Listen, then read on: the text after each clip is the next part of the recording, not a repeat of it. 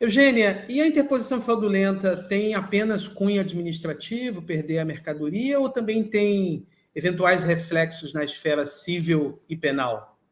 Ixi, dá para a gente dizer que o administrativo é a sua sorte se você tiver só o reflexo administrativo, que seria, né, dentro da interposição fraudulenta, você ter a suspensão do radar, ou então a desabilitação, hoje, que é a terminologia usada, você perde o direito de utilizar o radar, ou seja, paralisa toda e qualquer operação, mesmo que você tenha uma operação em mar ou aérea chegando, você não vai conseguir registrar, acabou, fica sem, e aí dá aquela dor de cabeça. A gente vê assim, cliente que embarca sequencialmente, 5, 6 embarques por mês, pegou o primeiro aqui com interposição fraudulenta, todo e qualquer outro, se ele tiver uma penalidade aplicada, e com desabilitação, ele não vai conseguir administrativamente registrar essa mercadoria. Ela vai ficar ali no armazém, no porto esperando para que você venha registrar ou devolva para o exportador ou tome outras soluções. Mas na esfera civil a gente tem, sim, em termos de direito empresarial, a gente tem a inaptidão do CNPJ, ou seja, você tem a paralisação completa das atividades da empresa. Em que sentido? O banco vai encerrar sua conta bancária com o dinheiro que está ali dentro. Se você tiver empréstimo bancário, ele vai vencer antecipadamente. Então, se tem empréstimo bancário, você tinha lá um Finimp, tinha lá uma linha de crédito super boa, como você não tem mais CNPJ, você morreu. Se você morreu, tudo que está relacionado a você vence. E aí você tem que pagar. Você não vai conseguir fazer o pagamento dos teus empregados, nem o registro dentro dos sistemas da Previdência dos teus empregados. Isso são só repercussões. E na esfera criminal, você vai ter, sim, que comprovar que você não cometeu fraude. Porque a interposição fraudulenta, como bem diz no nome, tem a ver com fraude. E fraude é um crime, que pode ser cometido por N formas.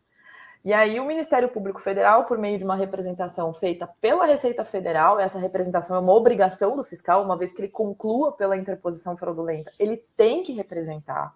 Vai ser instaurado um inquérito policial, a Polícia Federal vai te chamar para prestar esclarecimento, vai chamar o despachante, vai chamar o agente logístico, vai querer entender o que está acontecendo, vai olhar todo o teu procedimento administrativo para ver o que aconteceu e vai determinar se você vai responder como réu uma ação penal por fraude aduaneira.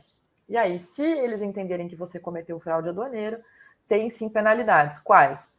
A fraude aduaneira, ela presume, por exemplo, que você falsificou o documento, porque se aquilo que você disse para a Receita é mentira, então aquilo que você escreveu no papel que você entregou para a Receita Federal é mentira. Então você responde pelos crimes de falsidade, documental, material ou ideológica. Material seria o papel foi falsificado, a ideológica significa o conteúdo do que está lá dentro é uma mentira, né? Você responde por sonegação, dependendo da situação, por evasão de divisa, evasão tributária. Aí vai depender um pouco mais do contexto, mas você tem reflexos criminais, sim, e são bem severos. Na questão da inaptidão do CNPJ, é válido sempre colocar que existem clientes que têm a estratégia de sair e falar, então, tudo bem, vou abrir uma outra empresa. Qual que é o problema de abrir uma outra empresa? Você herda no teu CPF o histórico do teu CNPJ. A receita que vai avaliar a tua outra empresa é a mesma Receita Federal que te aplicou a pena de interposição fraudulenta. E eles têm sistemas ultramodernos hoje em dia. Então, se você aparece como sócio de uma empresa nova, automaticamente ele vai ver que você foi sócio de uma empresa que foi penalizada com interposição. Seja porque usou um terceiro, seja porque não comprovou a origem do recurso, enfim. Independentemente da razão, se você foi penalizado por interposição, você vai ter um problema.